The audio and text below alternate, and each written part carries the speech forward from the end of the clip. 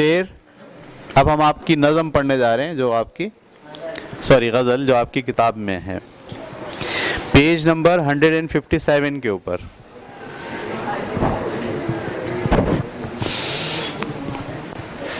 فقیرانہ آئے صدا کر چلے، میاں خوش رہو ہم دعا کر چلے. فقیرانہ آئے صدا کر چلے، میاں خوش رہو ہم دعا کر چلے. کیا مطلب ہے؟ اس دنیا میں ہم آئے فقیروں کی طرح، صحیح ہے، اور اب واپسی کا سفر ہے، لہذا جاتے ہوئے صدا دیتے ہوئے جا رہے ہیں. کیا صدا؟ آپ رہے ہیں خوش یہاں پہ، ہم واپس چلے، یہ معنی ہے اس کے. فقیرانہ آئے صدا کر چلے، میاں خوش رہو ہم دعا کر چلے. اگلا شعر ہے، جو تجھ بن نہ جینے کو کہتے تھے ہم، جو تجھ بن نہ جینے کو کہتے تھے ہم، یعنی ہم یہ کہتے تھے کہ تیرے بن زندہ نہیں رہیں گے، مر جائیں گے. جو تجھ بن نہ جینے کو کہتے تھے ہم، سو اس عہد کو اب وفا کر چلے. ہائے ہائے ہائے، یعنی مرنے والے مر رہے ہیں اور مرتے وقت کہہ رہے ہیں کہ جو عہد ہم نے باندھا تھا کہ تیرے بغیر زندہ نہیں رہیں گے، لہٰذا اب اس عہد کو کیا کر رہے ہیں؟ وفا کر رہے ہیں، عہد کو نبھا کے جا رہے ہیں، مر رہے ہیں، اینڈ چل رہا ہمارا. جو تجھ بن نہ جینے کو کہتے تھے ہم، سو اس عہد کو اب وفا کر چلے. دکھائی دیے یوں کہ بے خود کیا، ہمیں آپ سے بھی جدا کر چلے. ٹھیک ہے، سادہ سا شعر ہے. دکھائی دیے یوں کہ بے خود کیا، یعنی ہم نے جب آپ کو دیکھا تو اس طرح سے آپ نظر آئے کہ ہم بے خود ہو گئے، اپنے آپ کو بھول گئے. ہمیں آپ سے بھی جدا کر چلے، یعنی ہم اپنی آپ سے، اپنی ذات سے جدا ہو گئے، ہمیں خبر نہیں رہی کہ ہم کہاں ہیں، ہم کون ہیں. اس طرح سے دکھائی دیے. جبیں سجدہ کرتے ہی کرتے گئی، حق بندگی ہم ادا کر چلے. یہ جو ہماری جبیں ہے، سجدہ کرتے ہی کرتے گئی، حق بندگی ہم ادا کر چلے. یعنی اللہ تعالیٰ کے سامنے جب یہ جبیں جھکی تو جھکتی ہی چلی گئی، اور ہم بندگی کا حق بھی ادا کرتے چلے گئے. کہیں کیا جو پوچھے کوئی ہم سے میر، کہیں کیا جو پوچھے کوئی ہم سے میر، جہاں میں تم آئے تھے کیا کر چلے.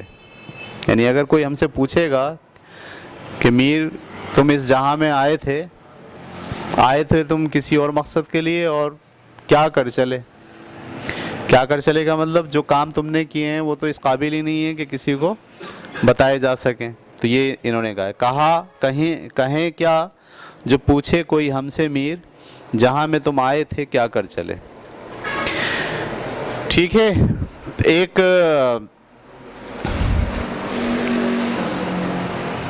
ایک ہمارے ہاں بہت مشہور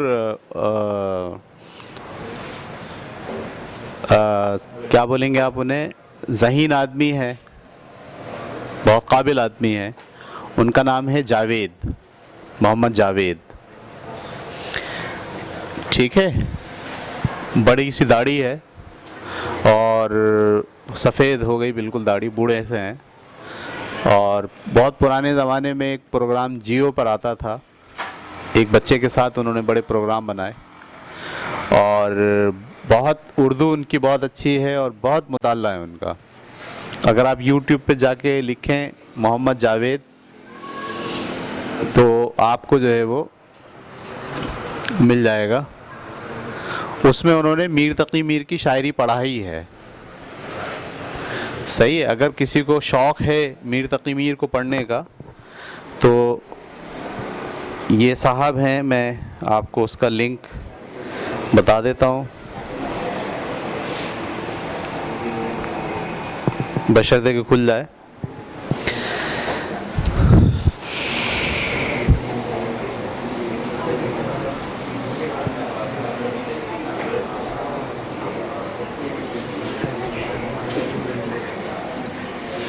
میں تو بہت پڑھتا ہوں اور سب لوگوں کو اسٹڈی کرتا ہوں.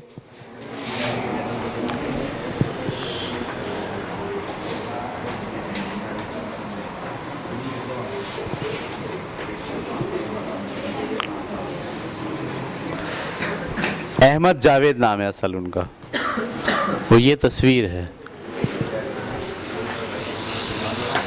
ٹھیک ہے. یہ بزرگ ہیں, بہت قابل آدمی ہیں, اور انہوں نے میر تقی میر کو پڑھایا ہے. میر تقی میر, خواجہ میر درد اور پرانے بہت سارے شاعروں کو انہوں نے پڑھایا ہے. احمد جاوید نام ہے ان کا, بہت قابل آدمی ہیں, اور میں نے ان سے بہت کچھ سیکھا ہے, خاص طور پر زبان اردو, اس کے جملے, مکالمے, ان کا بولنے کا انداز. اور مطلب یہ کہ آج کے دور میں ہمیں بہت کم ایسے لوگ ملتے ہیں جو قابل ہوں. صحیح ہے. مطلب میں تو آیا آپ کے پاس, میں میر تقی میر کے بارے میں اتنا جانتا ہی نہیں. میں آیا, میں کچھ تھوڑی بہت معلومات تھی وہ دے دی آپ کو, اور زیادہ سے زیادہ کیا کیا میں نے ویب سائٹ سے ان کا تعارف سنا دیا. ٹھیک ہے, تو میری تو قابلیت اتنی سی ہے. لیکن جس آدمی نے میر پہ کام کیا ہو, جس نے میر کے دیوان کو پڑھا ہوا ہو, ٹھیک ہے, جس نے میر کو جو ہے وہ تحقیق کی ہو جس پر, اس کے ساتھ اگر آپ بیٹھ جائیں گے تو پھر آپ کو پتہ چلے گا کہ میر صاحب کون ہیں. اچھا, یہ جو احمد جاوید صاحب ہیں یہ صرف میر کے ہی ماہر نہیں ہیں, بلکہ اور بھی شعراء اکرام جو ہیں, علامہ اقبال پر ان کا کام بہت ہے. آپ اگر ان کے یوٹیوب پہ جا کے ان کا کوئی لیکچر دیکھیں احمد جاوید لکھ کے, تو آپ حیران ہوں گے کہ خیر آپ جس عمر میں آپ ہو اس عمر میں تو شاید ان کی بات آپ کو سمجھ میں ہی نہ آئے. یہ ایک بڑا مسئلہ ہے. قابل لوگوں کا مسئلہ یہ ہے کہ جب وہ اپنا لیکچر دیتے ہیں یا کوئی بات سمجھانے کی کوشش کرتے ہیں تو وہ اتنی مشکل بات ہو جاتی ہے کہ عام جو بچے آج کے ہیں ان کو سمجھ میں نہیں آتی. لیکن بہرحال اگر آپ دیکھتے رہیں اور مسلسل ان کو فالو کریں, ان کے جو نئے لیکچر آتے ہیں اس کو دیکھیں, زیادہ نہیں ہوتا 20-25 منٹ کا لیکچر ہوتا ہے, وہ آپ سنیں گے تو آپ کو آہستہ آہستہ کانوں میں آپ کے اردو جو ہے اس کا تلفظ, صحیح الفاظ, صحیح معنی, مفہوم, یہ آپ کے ذہن میں آتے چلے جائیں گے. ٹھیک ہے جی. اچھا جی, اب ہم آگے چلتے ہیں اس کی ایکسرسائز کی طرف.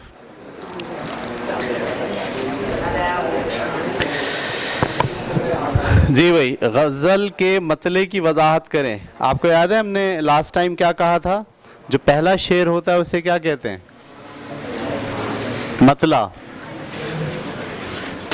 مطلع کے اندر دونوں شعروں میں قافیہ ہوتے ہیں, دونوں مصروں میں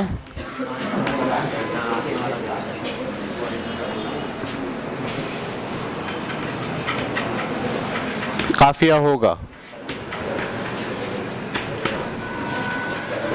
جیسے آپ دیکھیے اس کی پہلا جو شعر ہے اس میں مصرع کیا ہے؟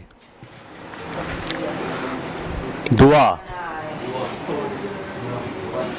اور صدا. تو پہلے مصرے میں صدا ہے اور دوسرے میں کیا ہے؟ اور کر چلے اس میں ردیف ہے جو ایک جیسا ریپیٹ ہوا ہے. تو پہلے شعر کے دونوں مصروں میں قافیہ موجود ہے, تو اسے کیا کہتے ہیں آپ؟ مطلع. جو پہلا شعر ہے اسے کیا کہا جاتا ہے؟ مطلع. اور میں نے آپ سے کہا تھا کہ اگر یہی اگلے شعر میں بھی دونوں مصروں میں قافیہ آ جائے تو پھر اسے کہتے ہیں حسن مطلع. اسے کیا کہتے ہیں؟ حسن مطلع. لیکن آپ دیکھیے کہ اس غزل میں جو ہم پڑھ رہے ہیں اس میں مطلع تو ہے, حسن مطلع نہیں ہے. کیسے پتہ چلا حسن مطلع نہیں ہے؟ کیونکہ دوسرا جو شعر ہے اس کے دونوں مصروں میں قافیہ نہیں ہے, صرف دوسرے مصرے میں قافیہ ہے, وفا. تو لکھا ہے غزل کے مطلع کی وضاحت کیجئے. مطلع, پہلا شعر مطلع ہے اور اس میں کیا کہہ رہے ہیں وہ؟ فقیرانہ آئے صدا کر چلے, اس دنیا میں فقیروں کی طرح آئے اور جاتے ہوئے آواز لگاتے ہوئے جا رہے ہیں. کیا آواز لگا رہے ہیں؟ میاں خوش رہو ہم دعا کر چلے.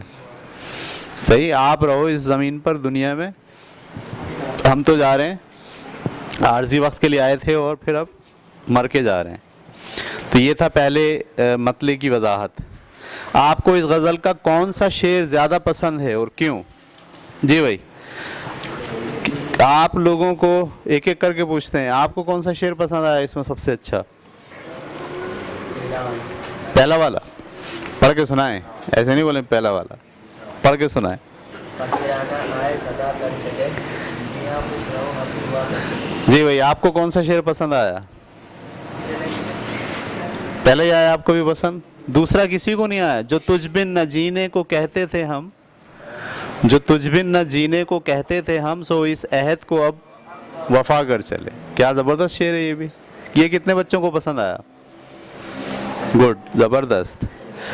اور دکھائی دیے یوں کہ بے خود کیا, ہمیں آپ سے بھی جدا کر چلے. یہ کس کس کو پسند آیا آپ کو؟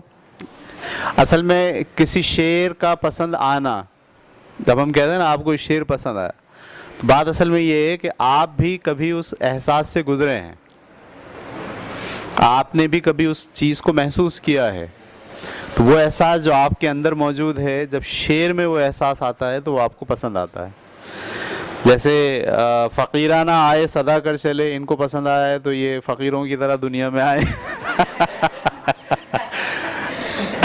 نہیں ایسی مذاق کر رہا ہوں میں, صحیح. اور جو تجھ بن نہ جینے کو کہتے تھے ہم, سو اس عہد کو اب وفا کر چلے. مطلب یہ عہد کیا تھا کہ تیرے بن زندہ نہیں رہیں گے, لہذا اب ہم اس عہد کو وفا کرتے ہوئے جا رہے ہیں. کچھ لوگ جو ہے وہ مرنے کی کوشش کر رہے ہیں, مرنے کی کوشش. مرنے کی ایک کوشش تو یہ ہوتی ہے کہ زندگی سے پیار ہی نہ رہے. ایک کوشش تو یہ ہے نا کہ آپ نے زہر کھا لیا, مر گئے, صحیح ہے. بلڈنگ کے اوپر چڑھے, چھلانگ لگائی, مر گئے. نیلا طوطا خریدا, کھا لیا, مر گئے. ہاں, نیلا طوطا ملتا ہے بازار میں, کاپر سلفیٹ. ایک تو یہ مرنا ہوتا ہے, پسٹل لی, گولی ماری, مر گئے. ایک یہ مرنا ہوتا ہے. اور ایک یہ ہوتا ہے کہ زندگی سے پیار چھوڑ دیا, یعنی کپڑے اچھے نہیں پہن رہے, نہا نہیں رہے, زندگی کی جو علامتیں ہیں اس میں حصہ ہی نہیں لے رہے. شوخی, خوشی, صحیح ہے, دوستوں سے کھیل کود, تعلیم, علم, سب چھوڑ دیا. اور سب چھوڑ کے بس گوشہ نشین ہو گئے, چرس پی رہے ہیں, سگریٹ پی رہے ہیں, ہیروئن پی رہے ہیں. یہ بھی مرنے کا ایک طریقہ ہے. تو کچھ آپ میں سے کوئی لوگ ایسا تو نہیں مر رہا کہ جو تجھ بن نہ جینے کو کہتے تھے ہم, سو اس عہد کو اب وفا کر چلے. ایسا ہے؟ اچھا جی, چلیے اب ہم جا رہے ہیں تیسرے شعر میں, تیسرے سوال میں. درج ذیل الفاظ و مرکبات کے معنی لکھیے. فقیرانہ, فقیرانہ کا مطلب فقیروں کی طرح, بغیر پیسوں کے, بغیر کسی جائیداد کے, بغیر کسی آسانی و آسائش کے, اسے ہم کہتے ہیں فقیرانہ. عہد, عہد کسے کہتے ہیں؟ وعدہ. بے خود, بے خود کا مطلب اپنے آپ کو بھول جانا. بے خود ہو گئے, اپنے آپ کو بھول گئے, صحیح ہے. دکھائی دیے یوں کہ بے خود کیا, شعر ہے نا.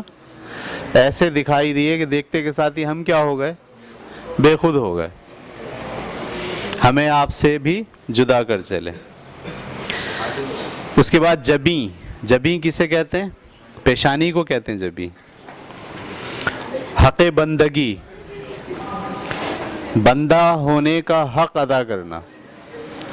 حق بندگی کا مطلب خدا کے سامنے اپنے آپ کو بندے کی جگہ پر رکھنے کا حق ادا کر دیا, اسے کہتے ہیں حق بندگی. اس کے بعد کہہ رہے ہیں ساخت کے لحاظ سے غزل اور نظم کا فرق بتائیے.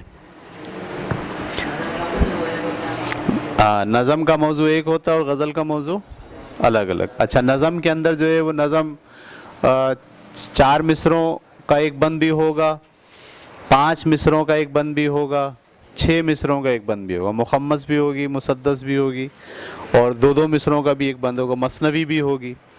لیکن غزل میں صرف اور صرف کتنے مصرے ہوں گے؟ 2، اور ہر مصرع اپنے اندر پورا خیال رکھے گا، یہ فرق ہے۔ اس غزل کے مصرے ذہن میں رکھتے ہوئے کالم الف کے الفاظ کالم بے سے ملائیے۔ دکھائی دیے یوں کہ بے خود کیا، جہاں میں تم آئے تھے کیا کر چلے، فقیرانہ آئے تھے صدا کر چلے، میاں خوش رہو ہم دعا کر چلے۔ کیا بات ہے جناب۔ سوال نمبر 3، صحیح جواب پر نشان لگائیے۔ اس غزل میں لفظ میاں استعمال ہوا ہے، کس کے لیے استعمال کیا ہے؟ بزرگ کے لیے، شوہر کے لیے، ذات کے لیے، بچوں کے لیے؟ بچوں کے لیے۔ جاتے ہوئے بچوں سے کہتے ہوئے جا رہے ہیں دنیا کے لوگوں سے، میاں ہم تو چلے اب تم یہاں رہو۔ صحیح ہے؟ ویسے تو شوہر کو بھی بولتے میاں، ہے نا، لیکن انہوں نے اس شعر میں شوہر کو نہیں بولا ہے، کس کو بولا ہے؟ بچوں کو بولا ہے۔ میر کے کلام کی نمایاں خصوصیات کیا کیا ہیں؟ سنجیدگی ہے، درد و غم ہے، مزاح ہے، شگفتگی ہے؟ درد و غم ہے۔ اس غزل میں شاعر نے بات کی ہے کس کی؟ حق بندگی کی، جبیں کی، دعا کی، وفا کی، چاروں کی بات کی ہے۔ صحیح ہے؟ کسی ایک چیز کو دوسری چیز کے مانند قرار دینا، اس کو کیا کہتے ہیں؟ مبالغہ، کنایہ، تشبیہ یا تلمیح؟ تشبیہ کہتے ہیں، یہ ہم پڑھ چکے ہیں۔ کسی ایک چیز کو کسی دوسری چیز کی مانند قرار دینا کیا کہلاتا ہے؟ تشبیہ۔ اگلی بات، غزل اور قصیدے کا پہلا شعر مطلع کہلاتا ہے، اس کے لیے ضروری ہے کہ دونوں مصرے ہم قافیہ ہوں۔ نصابی کتاب میں شامل غزلوں کے کوئی 2 مطلع لکھیے جو آپ کو پسند ہوں۔ ابھی ہم نے پہلا ہی غزل پڑھی ہے، جب بہت ساری غزلیں پڑھ لیں گے تو پھر ہمیں جو اچھے مطلع لگے ہوں گے وہ ہم لکھ سکتے ہیں۔ اچھا جی، آگے لکھتے ہیں، طلبہ انٹرنیٹ کی مدد سے میر کا کام تلاش کریں۔ طلبہ میر کے 5 مطلعوں اور 5 مقطعوں، مقطع کسے کہتے ہیں؟ ایک مطلع ہوتا ہے، ایک کیا کہلاتا ہے؟ مقطع کسے کہتے ہیں؟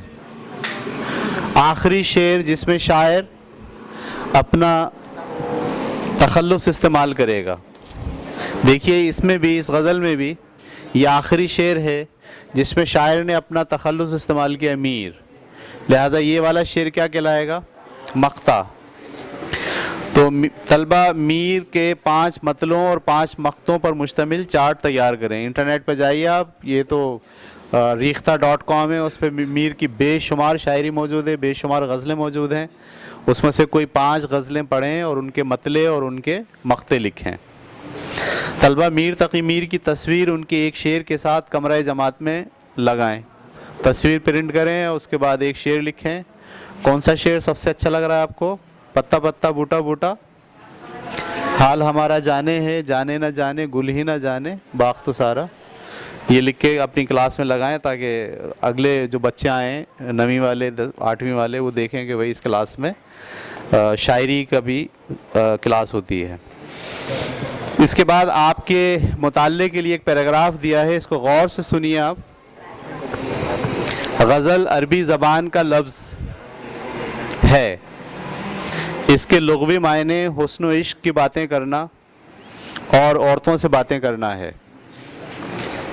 تو غزل کے لفظی معنی کیا ہیں؟ حسن و عشق کی باتیں کرنا اور عورتوں سے باتیں کرنا۔ اور کون سی زبان کا لفظ ہے یہ؟ عربی۔ یہ ایسی صنف سخن ہے جو مخصوص عناصر ترکیبی پر مشتمل مخصوص حیت رکھتی ہے۔ اس کے ہر شعر میں ایک مکمل مفہوم ادا ہوتا ہے۔ پہلے شعر کے دونوں مصرے ہم قافیہ ہوتے ہیں، اسے مطلع کہتے ہیں۔ مطلع کے سوا باقی اشعار میں ہر دوسرے مصرے میں قافیہ ہونا ضروری ہے۔ ردیف غزل کے لیے ضروری نہیں۔ غزل کے آخری شعر کو مقطع کہتے ہیں، بشرط یہ کہ شاعر نے اس میں اپنا تخلص بھی لکھا ہو۔ غزل کے لیے موضوع کی کوئی قید نہیں، اس میں ہر قسم کے مضامین بیان کیے جائے، جیسے مرثیہ ہے اس میں موضوع قید ہے، نعت ہے اس میں موضوع کی قید ہے، حمد ہے اس میں موضوع کی قید ہے، ایسے ہی ہے نا، قصیدہ ہے اس میں موضوع کی قید ہے، لیکن جو غزل ہے اس میں موضوع کی قید نہیں ہے۔ ہر شعر میں آپ ایک نیا موضوع لکھ سکتے ہیں۔ یہ تو غزل کا ہے، اور نیچے نظم کے بارے میں لکھا ہے۔ نظم تسلسل پر مبنی اشعار کے ایسے مجموعوں کے کہتے ہیں جس میں ایک مرکزی خیال ہو اس کے لیے کسی موضوع کی قید نہیں اور نہ ہی اس کی کوئی حیت متعین ہے. چلیے جناب ختم.